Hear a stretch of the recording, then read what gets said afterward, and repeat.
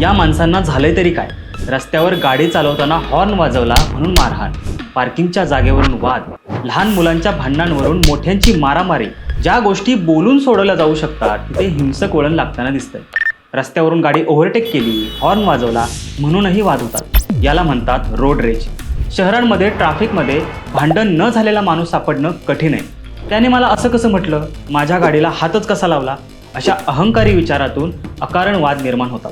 पण हे सगळं घडतंय कशामुळे? रागावर ताबा का राहत नाहीये? आजचं जगणं धावपळीचं झालंय. बेरोजगारी वाढते, लोकांवर कामाचा खूप ताण आहे, सतत भविष्याची चिंता लागून असते. या सगळ्यांमुळे मानसिक दबाव प्रचंड वाढलाय. त्याचा परिणाम म्हणून संयम आणि सहनशीलता कमी होताना दिसते. सोशल मीडियावर आपण सहजपणे कोणालाही ट्रोल करतो, द्वेषपूर्ण टिप्पणी करतो. देश विरुद्ध इतर देश, जात विरुद्ध इतर जात, धर्म विरुद्ध धर्म. सोशल मीडियावर असे वाद आपल्याला सतत बघायलाही मिळतात. आपल्यापेक्षा वेगळ्या असणाऱ्या व्यक्तीविषयी उत्सुकता व कुतूहल न वाटता द्वेष वाटण्याचं वातावरण वाढले. शहरीकरणामुळे समाज आणि शेजाऱ्यांशी सलोख्याचे संबंध राहिलेले नाहीत. आपण ज्या सोसायटीत राहतो, ज्या कंपनीत काम करतो, तिथे एक प्रकारचा अपरिचितपणा वाढलेला आहे. एकंदरीत ओळख करून घेणं, एकमेकांशी बोलणं हळूहळू मागे पडत चाललंय.